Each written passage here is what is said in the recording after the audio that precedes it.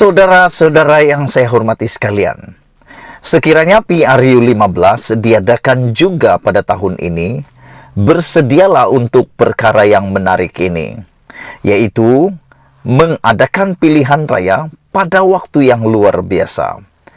Menurut seorang penulis di Facebook, yaitu Lim Hong Siang, yaitu pengarah saudara.org, sebuah pusat penyelidikan sosio budaya dan agama, beliau menulis seperti berikut.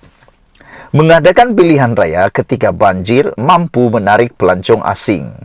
Mengapa? Ini menarik.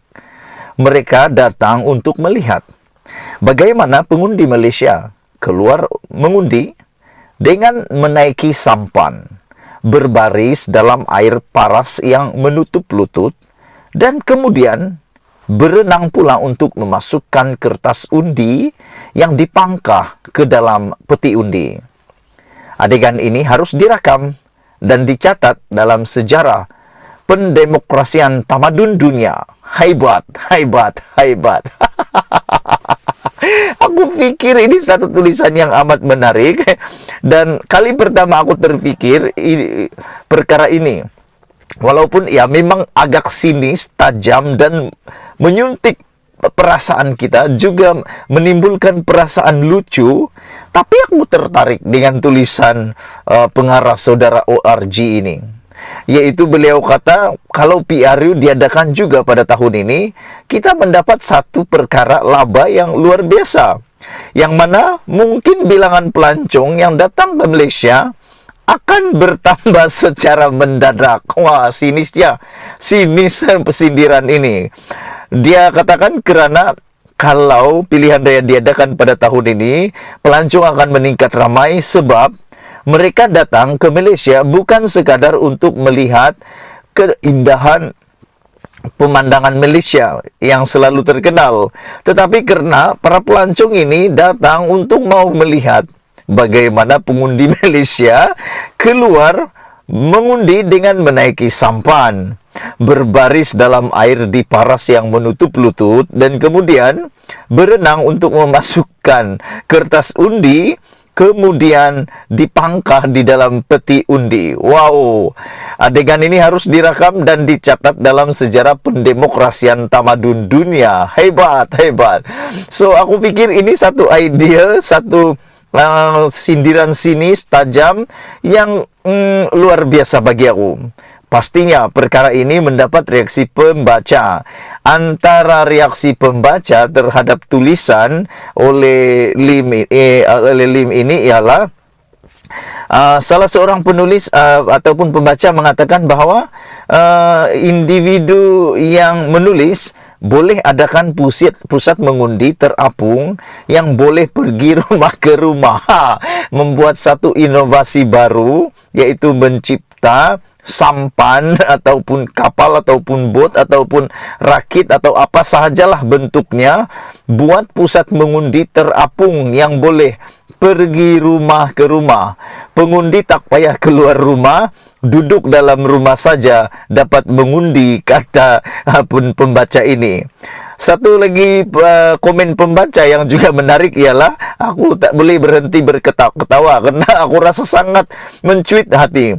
Terbaca juga satu rencana yang ditulis juga oleh Lim Cewe. Dia menggelar dirinya anak jati Kedah.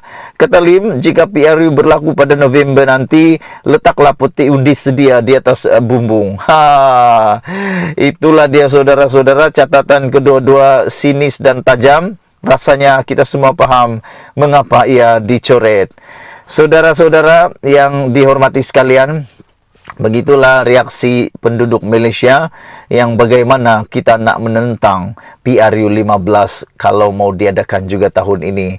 Fikirlah untuk kebaikan rakyat, jangan difikir untuk hanya mahu mendapatkan kuasa.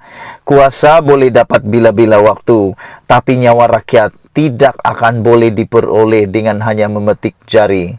Kalau anda memang yakin anda boleh menang dalam PRU itu, tak perlu risau. Buat pada tahun depan pun kami tetap akan undi. Tetapi ramai rakyat sebenarnya yang rasa kecewa dengan tindakan ahli politik yang terus-menerus bergaduh sesama sendiri semata-mata nak mau buat PR yung. Biarlah dulu kami bertenang seketika, wahai ahli-ahli politik sekalian. Biarkan dulu rakyat berehat seketika selepas letihnya oleh pandemik COVID-19. 3 tahun, hampir 3 tahun kita berkurung. Bagilah peluang dulu rakyat. Bagilah peluang dulu rakyat untuk berehat. Jangan tiba-tiba pula selepas nak rehat sekejap nih, tiba-tiba pula kita diserbu lagi oleh PRU. Dan kita semua tahu, jangan kamu menafikan, apabila waktu PRU tiba, semua rakyat akan tiba-tiba gelisah. Semua rakyat akan tiba-tiba kepenatan. Kenapa? Ada yang jadi jentera, ada yang menjadi pendengar, ada yang dijemput paksa pula ikut sesuatu ceramah, dan macam-macam. Bila ini berlaku, rakyat akan sengsara. Aku pikir rakyat akan sengsara, tapi tak apalah kalau Anda nak juga pilihan raya diadakan pada tahun ini juga, seperti yang telah diberitahu oleh para penganalisis politik dan yang bijak-bijak pandai yang sudah tahu keadaan yang akan berlaku. Mereka meramalkan akan berlaku pertambahan kos sekurang-kurangnya 100 juta pertambahannya. Bayangkan 100 juta pertambahannya, itu belum kira lagi kos-kos kehilangan nyawa, kerusakan harta benda, dan aku yakin kalau PRU mau diadakan juga akan ada pertambahan jentera-jentera ataupun peralatan-peralatan persediaan banjir seperti bot dan sebagainya. Ini juga satu pembaziran, karena lepas PRU nak simpan mana sampan-sampan yang banyak itu? Nak simpan mana sampan yang banyak yang akan dibeli nanti itu? Simpan mana? Akan reputlah dia, rusaklah dia, dan ini pembaziran. 100 juta tuh kalau diedar kepada rakyat pada waktu susah banjir itu kan lebih bermanfaat. Aku nak kata, ramai menyokong UMNO, ramai menyokong BN, memang ramai. Jadi apa nak takut sangat? Apa nak tergesa-gesa sangat? Tahun depan kan sekejap lagi, bulan Mac itu tak lama, tak rasa pun. Kalau nak takut sangat, ada kata Zahid Hamidi supaya tidak lebih menghasut PH tidak lebih banyak menghasut. Sebenarnya kalau tiada perkara yang nak dihasut, apa juga nak takut? Kan, apa nak takut kalau memang tiada perkara yang boleh dihasut atau tiada perkara yang boleh dicakap? Jadi elak-elakkanlah melakukan perkara-perkara yang jahat. Kalau dah memang dalam mahkamah, ikuti terus perbicaraan itu dengan jujur, dan harap-harapnya Tuhan akan membantu untuk melepaskan pula. Jadi aku rasa apa yang ditulis oleh artikel itu sangat menarik.